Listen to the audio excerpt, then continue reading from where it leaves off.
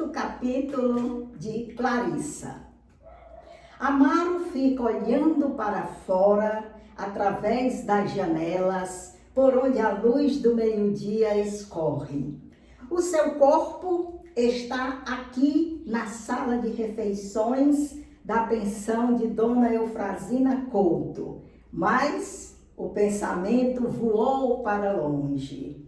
Uma vez, há muito tempo, muitos anos, um menino olhou a vida com olhos interrogadores. Tudo era mistério em torno dele. Era numa casa grande. O arvoredo que a cercava amanhecia sempre cheio de cantos de pássaros. O mundo não terminava ali no fim daquela rua quieta, que tinha um cego que tocava concertina, um cachorro sem dono que se refestelava ao sol, um português que pelas tardinhas se sentava à frente de sua casa e desejava boa tarde a toda a gente. Não, o mundo ia além. Além do horizonte havia mais terras e campos e montanhas e cidades e rios e mares sem fim. Dava na gente vontade de correr mundo, andar nos trens que atravessam as terras, nos vapores que cortam os mares, andar. Nos olhos do menino havia uma saudade do impossível, a saudade de uma terra nunca vista. Um dia, quem sabe, um vento bom ou mau passa e leva a gente. Um dia. Amaro, meu filho, o que é que você quer ser? Marinheiro, para viajar. Ou maquinista, para viajar também. Mamãe sorria e continuava a bordar. Tinha uns olhos bons e um jeito todo especial de olhar para os outros. Papai falava grosso. Tinha bigodões retorcidos e uma enorme medalha de ouro presa à corrente do relógio. Meu filho, um homem precisa fazer força para triunfar. Só os fracos é que se abatem diante da vida. Papai dizia isso sempre com a testa franzida, sacudindo a mão fechada no ar, e a medalha grande dançava contra o colete escuro. Lutar. Amaro sentia arrepios. Lutar. Lutar era sangue. Lutar era ferir e ser ferido. Homens que vencem e são vencidos. Mas que é o triunfo? Que significa vencer? Não seria melhor ficar sempre ali, junto da mãe, na cidade natal, na rua humilde, onde havia um cego que tocava concertina, um cachorro sem dono que se refestelava ao sol e um vendeiro português que pela tardinha... Posso trazer o almoço, seu Amaro? Na sua frente, Belmira sorri, com dentes alvíssimos. Amaro sacode a cabeça afirmativamente. Pode. Então a gente começa o capítulo com as divagações do Amaro, né? Amaro recordando a infância dele, o ambiente dele, que nasceu, a cidadezinha, o sítiozinho, a mãe, o pai, e já aquela vontade de sair para o mundo, de conhecer, de viajar, de sair daquele lugarzinho estanque, aquela curiosidade nata. E o Amaro está em meio a essas recordações, principalmente se questionando o que seria vencer. Claro que sair para o mundo tinha que lutar. A própria vida já leva a isso a partir do momento que você cresce. Mas E esse vencer que o pai dele tanto fala, significava o quê? Qual a medida do bem-sucedido? Já eram questionamentos que incomodavam o menino Amaro. Mas ele, viajando pelo melhor dos mundos, que é o mundo da memória, ele é interrompido pela vida prática, não é? Pela Belmira, que quer saber se já pode botar o almoço dele. Enfim, eram recordações boas. Tudo aquilo tinha ficado muito longe no passado. Verdade é que a gente nunca esquece a infância. Pieguices? Mas que é que a vida nos pode oferecer de melhor, de mais puro? É por isso que a gente sempre está retornando para a infância. Porque a infância, ela tem pureza. A infância, ela é muito natural. Quando a gente vai crescendo, a gente já começa a ser contaminado pelos valores sociais, que não são naturais, são criados, incutidos na gente e criados sempre com más intenções. No mínimo, intenção de controlar a gente. Porque controlando é bem mais fácil de dominar todo o nosso pensamento, dominar toda a nossa vida e botar sempre a gente dentro dos quadradinhos que a sociedade espera que a gente esteja. Por que é que Amaro está tão pensativo hoje? A pergunta vem do Major Pombo. O Major Pombo, aquele que fala pelos cotovelos, né? O velho está já sentado à mesa sorridente. Com a ponta do guardanapo, limpa o côncavo de uma colher. O sol lhe bate nos vidros dos óculos, dão-lhe, assim, um olhar vazio de estátua. De outra mesa, Gamaliel é um dos hóspedes, né? Um farmacêutico. Intervém, pescoço espichado, já olhando o que está acontecendo ali. O senhor diz hoje, major, mas seu Amaro anda sempre triste. O major volta a cabeça para o prático de farmácia. O senhor também não é lá muito para que se diga, seu Gamaliel. Vive calado como seu Amaro. Parecem até irmãos. Gamaliel sorri, mastigando um pedaço de pão, justifica-se. Sou quieto, mas não sou triste. Não confunda tristeza com calma. Qual, vocês rapazes de hoje não têm mocidade, são os sorumbáticos. No meu tempo, chegou onde ele queria, né? Era falar, puxar assunto para poder ficar falando. Amaro outra vez mergulha no sonho. Que fim levou aquela casa cercada de árvores? Que fim levou aquela mãe de olhos bons?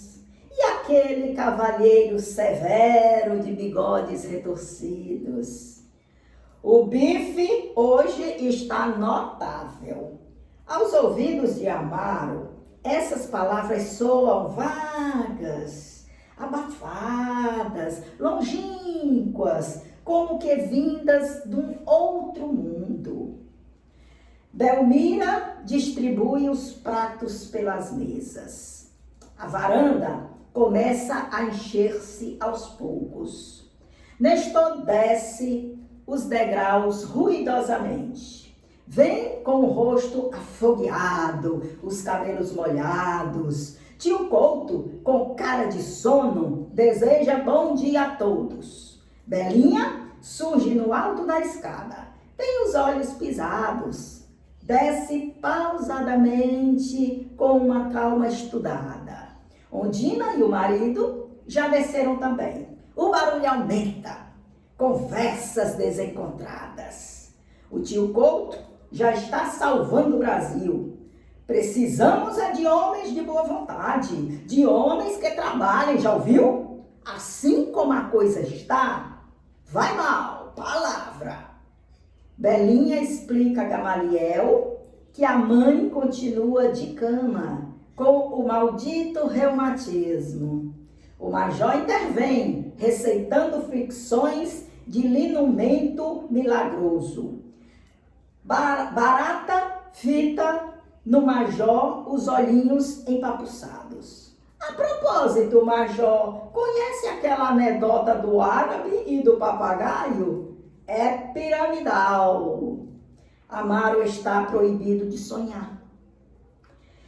Esta confusão de vozes, de todas as cores, em todos os tons, entremeada de ruídos, de copos, pratos, talheres e do arremessar de cadeiras e do arrastar de cadeiras, obriga-o a ficar aqui na sala de refeições da pensão de Dona Eufrazina, em companhia do Barata, caixeiro viajante e contador de anedotas, da mulher do Barata, do tio Couto, que não trabalha e quer regenerar a república, do major, que faz perguntas e dá conselhos, da Belinha, de olhos românticos, e do Gamaliel, prático de farmácia e metodista.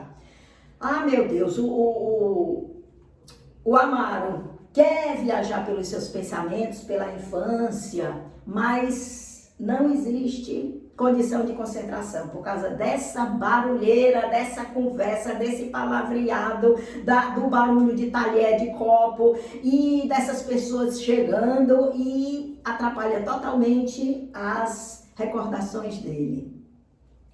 Se ao menos eles esquecessem a sua presença, esse é o desejo do Amaro.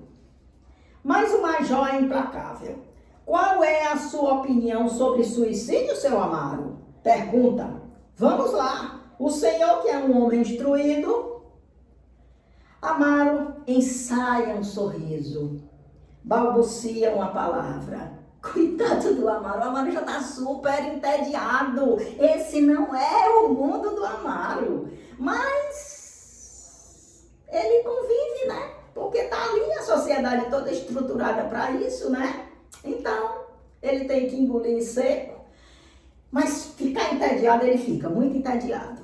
E agora está no meio dessa chuva de perguntas, uns se dando o direito de chamá-lo de triste, esquisito, outros interrogando só para poder ter o prazer de falar sem fim, perguntou a ele sobre o suicídio. Ainda bem que acontece um incidente que vai livrá-lo dessa vida tediosa que ele leva ali na pensão. Levinsky desce as escadas silencioso como um fantasma, mas ao caminhar para a sua mesa, tropeça na coluna de madeira que sustém um dos vasos. A coluna se agita e o vaso cambaleia e tomba, partindo-se em cacos pelo chão. Todas as cabeças se voltam para o judeu Levinsky, que está vermelho como um tomate. Amaro, porém, sente um alívio imenso. Levinsky salva-o. Agora pode fugir à pergunta do major sobre o suicídio. Já que aconteceu esse incidente do vaso cair e quebrar, todo mundo volta as atenções para esse fato e deixa o Amaro quieto com os pensamentos dele.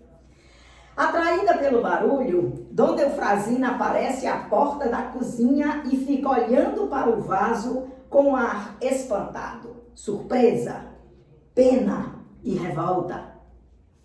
A muito custo, Levinsky consegue balbuciar.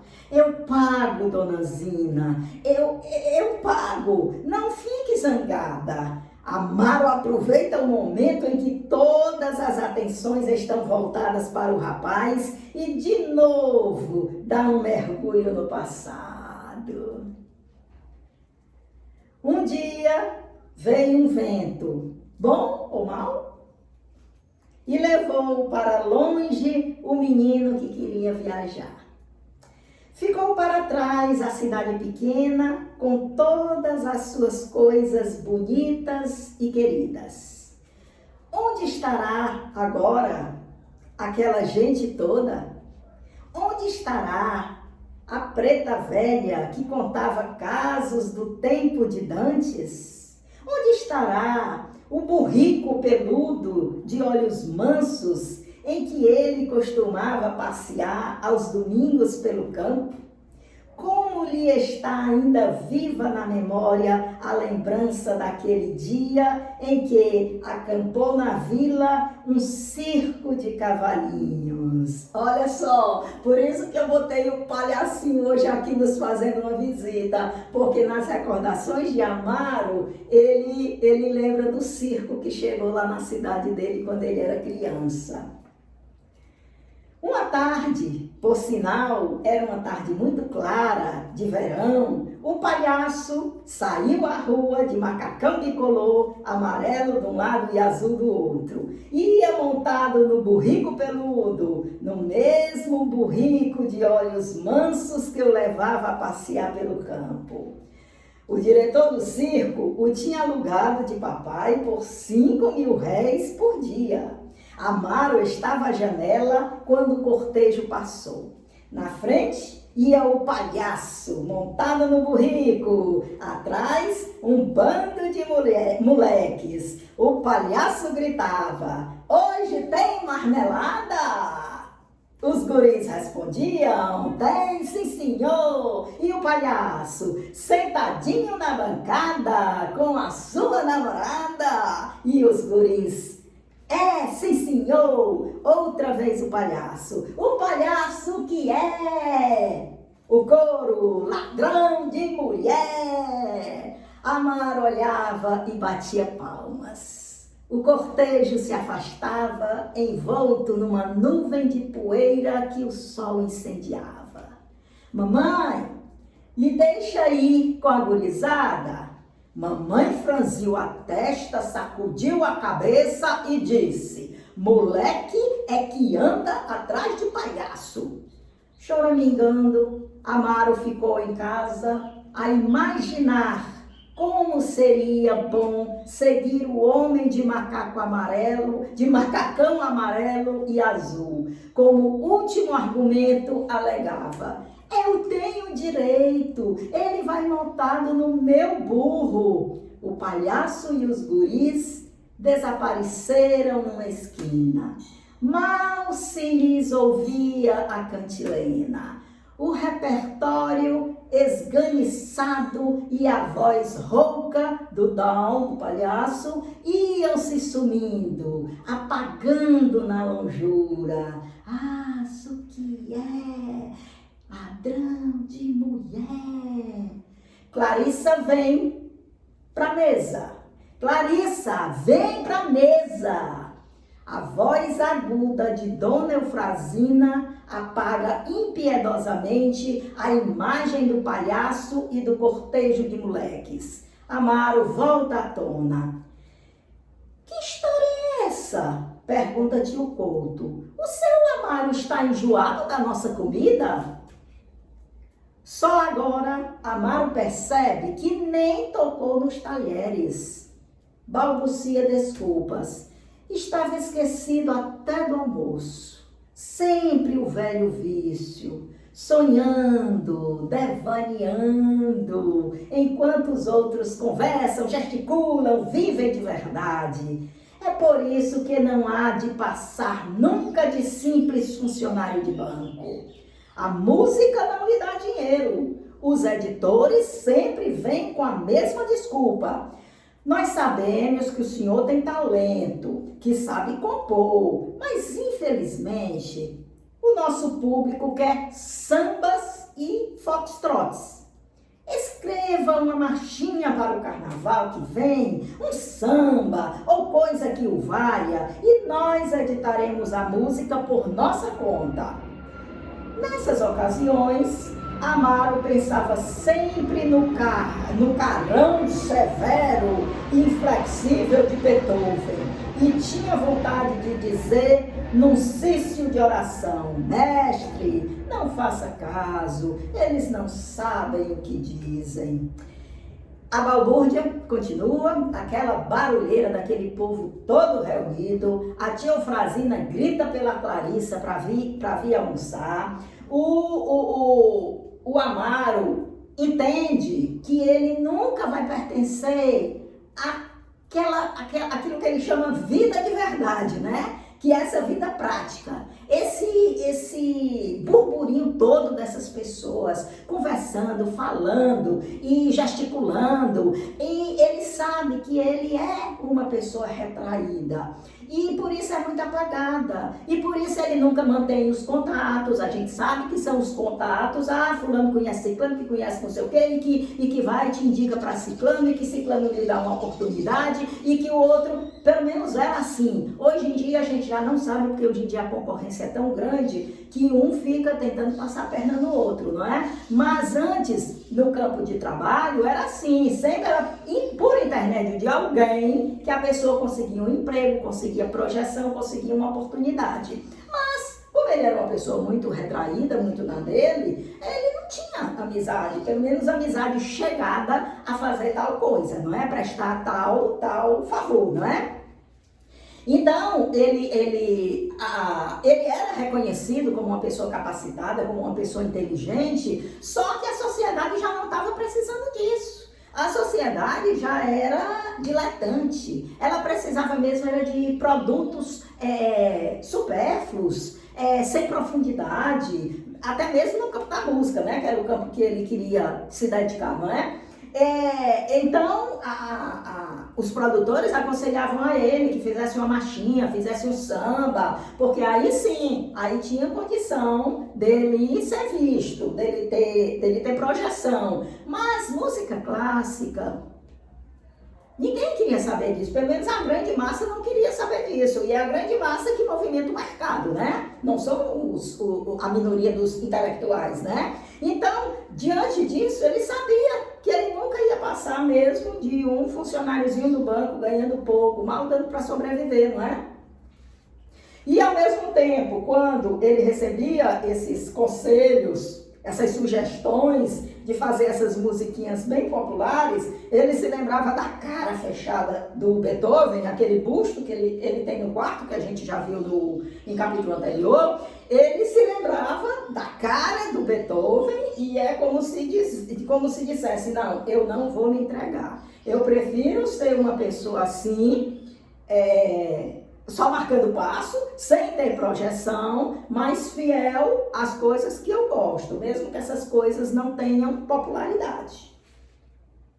E assim vivia ele dentro do sonho, alheio ao mundo objetivo. Perdia aquilo a que os homens práticos chamam de oportunidade. Cumpria o seu destino obscuro de contemplativo. Mas ia ficando para trás, sem dinheiro, sem amigos, sem glória, sem nada, na sombra. Uma vida mais apagada do que a do Micefluf. Micefluf, olha, o gatinho da pensão, por isso que também eu trouxe o gatinho para cá, um gatinho Micefluf. E o Amaro, dentro desse modo dele de se assumir, de ser real, honesto para consigo mesmo, ele ia ficando para trás numa sociedade que é totalmente avessa a esses valores que são dele. Então ele via que ele ia ficando para trás, o dinheiro era sempre muito curto, não conseguia fazer amizade, porque as pessoas se aproximavam, como a gente já viu, acabou de ver, mas as conversas eram sempre conversas tão banais que não atraíam o Amaro. E ele ia se retraindo. Na primeira oportunidade que ele encontrava, ele ia se retraindo. E ele reconhecia que a vida dele era uma vida na sombra, né? Que até o gato da pensão tinha uma vida mais gloriosa do que a dele, né?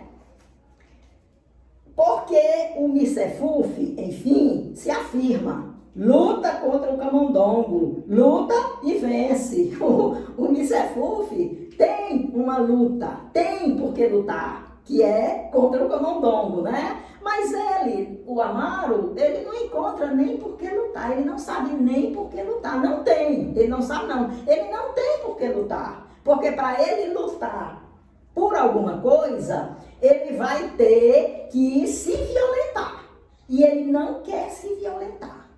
Não passa nem pela cabeça dele essa hipótese.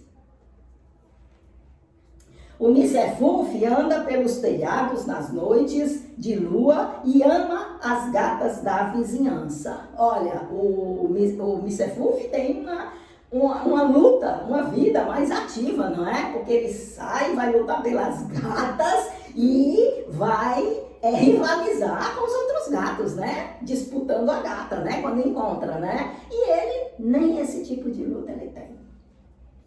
Se o Senhor, seu Amaro, não fosse tão distraído, seria um ótimo funcionário. Tem até uma letra muito boa.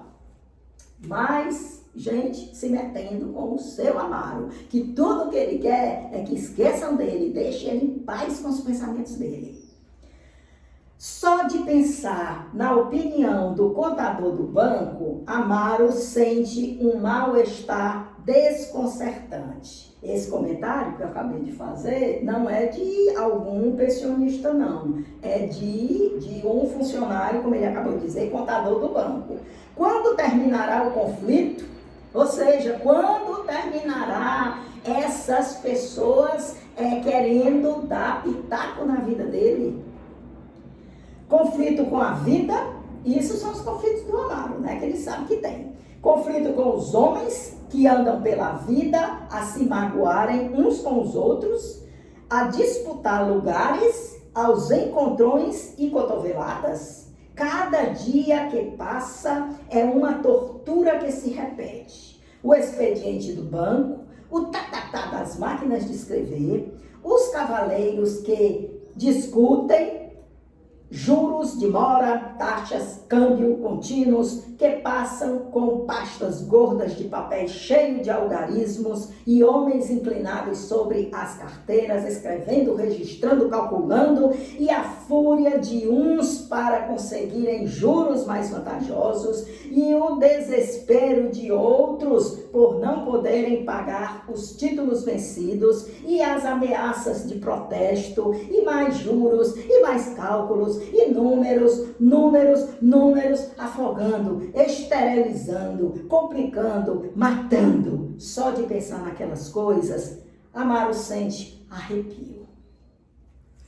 O Amaro, mesmo nesse emprego dele, simples, no banco, que ele sabe que não vai sair nunca daquilo, mesmo assim não é um emprego tranquilo, não. Porque, como a gente já viu, a sociedade pensa como um todo nos mesmos valores. Ela passa o dia todinho em cima daquelas mesmas coisas. E o dinheiro, o lucro, é sempre um lugar comum dentro de um banco. Claro, até do lado de fora mesmo, entre as pessoas. Elas estão constantemente falando sobre essas mesmas coisas. Então, para ele estar o dia todinho vendo aquilo, é muito estressante. Não é bom não, quer dizer, além de ganhar pouco, ele ainda tem que suportar todo esse estresse que são os assuntos do cotidiano, os interesses de uma pessoa dita normal, né? De súbito, inexplicavelmente, um apetite devorador o assalta. E pensando ainda na ganância dos homens, no conflito da vida, começa a triturar ferozmente as batatas fritas de Dona Eufrazina. Pelo visto, o Amaro ficou muito ansioso, né? E aí descontou tudo na comida, nem viu ali, antes estava esquecido até da comida, né? Mas, para aliviar um pouco essa ansiedade, ele comeu, né? Foi comer avidamente as batatas da Dona Eufrazina. As conversas continuam animadas. Ondina e Belinha discutem cinema. Ah, homem para mim há de ser como o Varney Baxter. Forte, corpulento, simpático, diz a primeira. Barata, de cabeça baixa, gordo e pesado como um porco, reforcila no prato transbordante. A mulher gosta de Varney Baxter. Entre a sala da Dona Eufrazina e Hollywood, há milhares e milhares de quilômetros. O perigo está conjurado. Ademais, esses tipos de cinema ganham como que um prestígio de mito, de lenda, de figuras, de sonhos, homens e mulheres do mundo irreal. Se a mulher dissesse que gostava do bolicheiro ali da esquina, isso seria diferente. Ou seja, reparam, acham estranho, esquisito o fato do Amaro viver nos sonhos dele, nos devaneios, nas recordações, como se isso fosse irreal, mas consideram se perder tanto tempo falando sobre, no caso do romance, o artista de cinema, ou mesmo atualmente de cantor,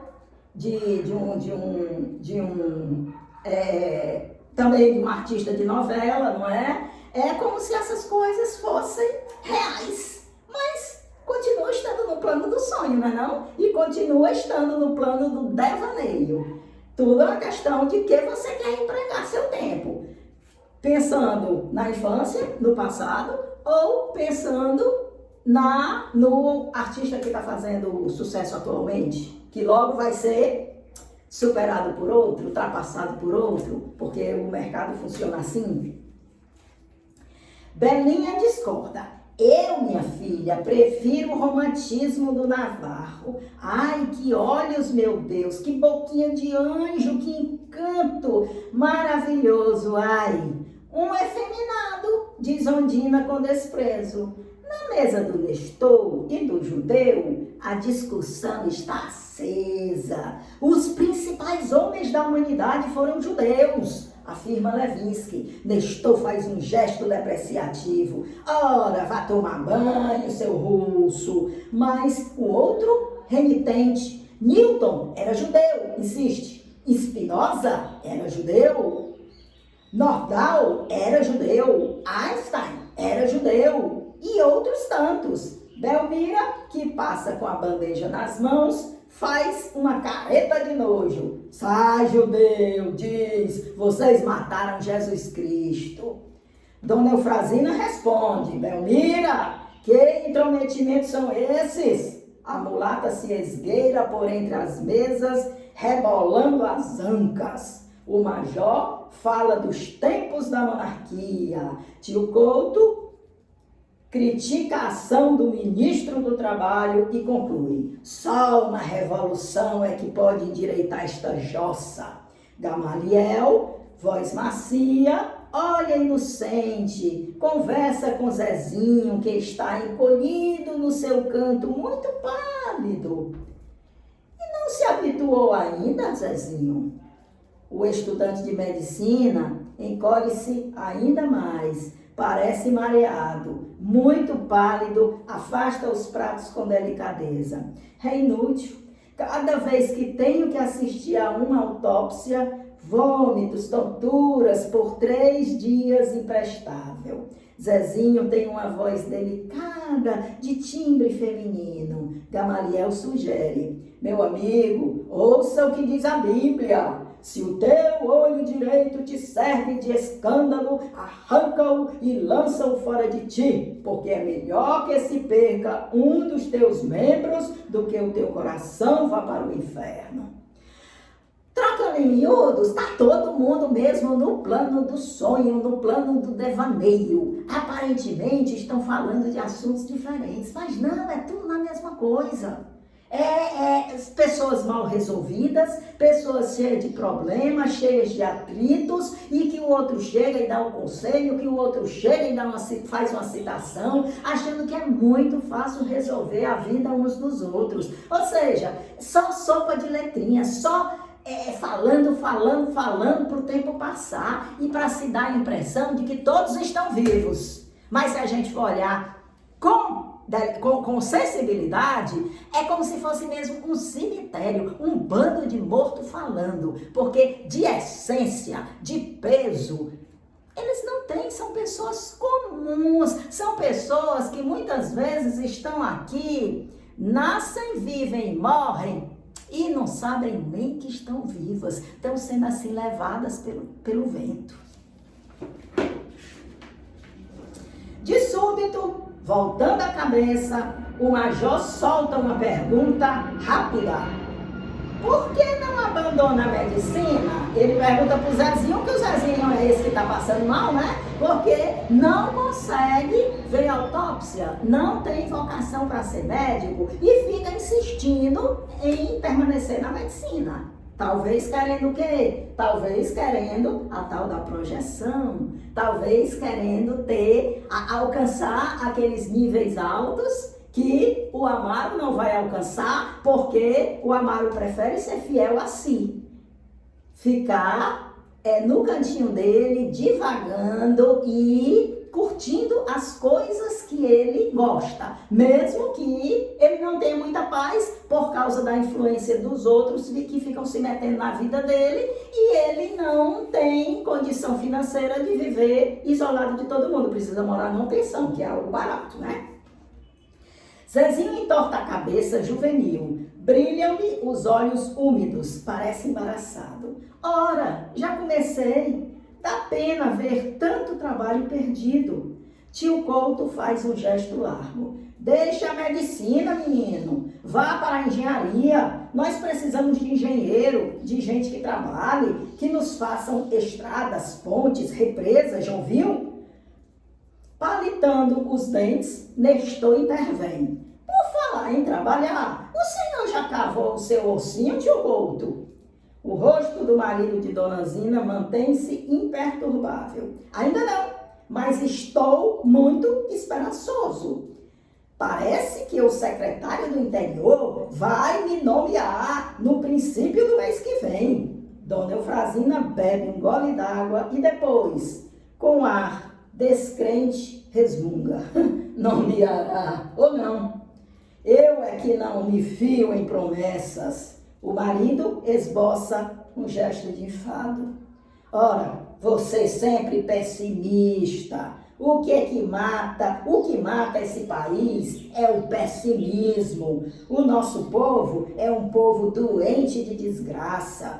E, animando-se, ergue a voz. Ora, bolas, se o homem prometeu, é porque faz. Que razão temos nós para duvidar da palavra dele? Ora, bolas. Então, a dona Eufrazina, ela não está acreditando muito nessa possibilidade do marido arranjar emprego. O marido, por sua vez, confiado de receber o emprego de um político, certo? E diz que o eu é o pessimismo, que as pessoas são pessimistas. No entanto, ele é otimista, confiando em político. Ele é otimista, ou ele é burro, ou ele é mesmo um aproveitador que já entregou os pontos e se acomodou sendo sustentado pela a mulher, a dona da pensão, que morre de trabalhar ali naquela pensão. Gamaliel, dobrando o guardanapo com paciência evangélica, anima-o. Não desanime, senhor Couto. A quem Deus promete, não falta. Amém! Cantarola Nestor. Barata, que já limpou o prato, refastela-se na cadeira, afrouxa a cinta, desabotou o colete